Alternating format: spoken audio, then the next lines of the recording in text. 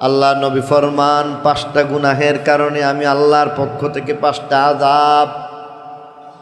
ভিন্নভাবে বলতে হয়, 5টা গুনাহ যখন সমাজের মধ্যে হইতে থাকবে, আমি আল্লাহ রাব্বুল আলামিন তার দোয়াকে কবুল করি না, বরং নারাজ হয়ে যাই।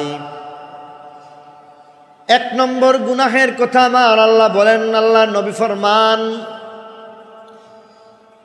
গুলুল যখন হইতে থাকবে, অন্যায় যখন হইতে থাকবে, চুরি চামারি যখন হইতে থাকবে, আমানতের যখন খেয়ানত হয়ে যায়, আমানতের খেয়ানতের কারণে আল্লাহ নারাজ।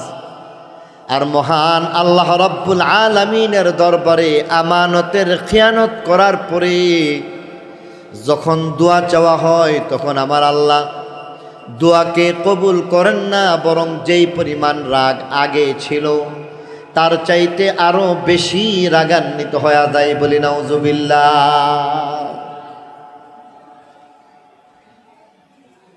খিয়ানতের দ্বারা আল্লাহ তাআলা নারাজ হয়ে যায়। এখন খিয়ানত আছে না নাই? আপনি একটা দোকান দিছেন, দোকানের মধ্যেও দেখা যায় খিয়ানত। মালিক হয়েও খেয়ানত করে, শ্রমিক হয়েও খেয়ানত করে।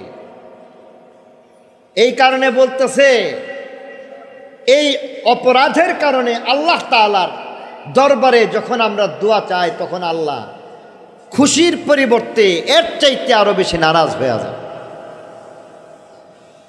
ওয়ালা ফাশাজ জিনা ফি কওমিন ইল্লা কাসুরা ফীহিমুল মাউত। হাদিস শরীফের মধ্যে ফরমান, যেখানের মধ্যে জিনা ব্যভিচার হইবে, সেখানের মধ্যে আমার আল্লাহ রাব্বুল আলামিন নারাজ হয়ে যান। জিনা ব্যভিচারের অবস্থাটা এমন হয়ে গেছে, সমাজের মধ্যে দেখা যায় বড় জিনা যদি নাইবা হয়, অন্তত চোখের জিনা হয়ে যায়, কানের জিনা হয়ে যায়, জবানের জিনা হয়ে যায়, হাতের গুনাহ হয়ে যায়। আল্লাহ নবী ফরমান, যেখানের মধ্যে জিনা ব্যভিচার হয়ে যাইবে, সেখানের মধ্যে নারাজ, আল্লাহর নারাজগি আরো বেশি বাড়তে থাকে। 3 নম্বরে বলেন, যেখানের মধ্যে ব্যবসায়ী নষ্ট হয়ে যায়,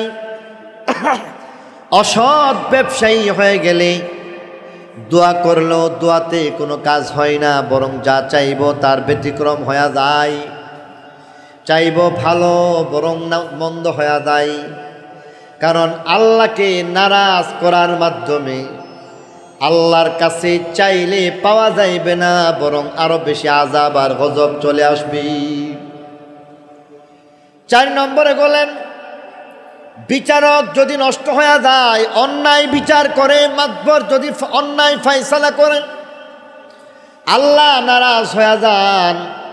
5 নম্বরে বলেন, ওয়াদা খেলাফের কারণে আল্লাহ নারাজ হয়ে যান। অতএব লক্ষ্য করার বিষয় দেখুন, যদি খেয়ানত হয় তখন আল্লাহ নারাজ হয়ে যান। আমানতের হেফাজত না করলে আল্লাহ রাজি আর খুশি থাকেন না, গুসার মধ্যে চলে আসেন। জিনা ব্যভিচারের দ্বারা আল্লাহ নারাজ হয়ে যান। অসৎ ব্যবসার মাধ্যমে আল্লাহর আযাবকে ত্বরান্বিত করা হয়। অন্যায় ফায়সালা করার মাধ্যমে আল্লাহ নারাজ হয়ে যান। ওয়াদা খেলাফের মাধ্যমে মহান আল্লাহ নারাজ হয়ে যান। শুধু এই গুনাহ নয়, বরং এমন হাজারো গুনাহের কারণে আল্লাহ নারাজ। যখন বৃষ্টির প্রয়োজন, আমাদের মধ্য হইতে যারা নেককার, তাদেরকে দিয়ে দোয়া করানোর পরও আল্লাহ নারাজ হয়ে যান। চিন্তা করে দেখেন তো, এই গুনাহগুলি সমাজে আছে না নাই? আমাদের সমাজে আছে না নাই? অতএব দোয়া যদি কবুল করতে চাই, আল্লাহর কাছ থেকে যদি মঞ্জুরি নিতে চাই, কবিরা গুনাহগুলি থেকে বাঁচতে হবে। কে কে রাজি আছেন কবিরা গুনাহ ছেড়ে দিব? রাজি আছেন ইনশাআল্লাহ? ফরজ নামাজ ছাড়া যাবে না, বেপরদা চলা যাবে না, সুদ ঘুষ খাওয়া যাবে না, অন্যায় পথে চলা যাবে না। প্রত্যেকটা গুনাহের দ্বারা আল্লাহ নারাজ হয়ে যান। ওলামায়ে কেরামের, এই সমস্ত ওলামায়ে কেরামের সোহবতে আসার দ্বারা এই বিষয়গুলো যদি আমার ঘুমন্ত অন্তরের মধ্যে এই বিষয়গুলো যদি জাগ্রত হয়ে যায়, তাহলে আজকের আলোচনা সভা, ইসলাহি মাহফিল সফল এবং সার্থক হবে। আল্লাহ তাআলা আমাকে আপনাকে সকলকে আল্লাহর হুকুমগুলি পালন করা, গুনাহমুক্ত জীবনযাপন করার তৌফিক দান করুক।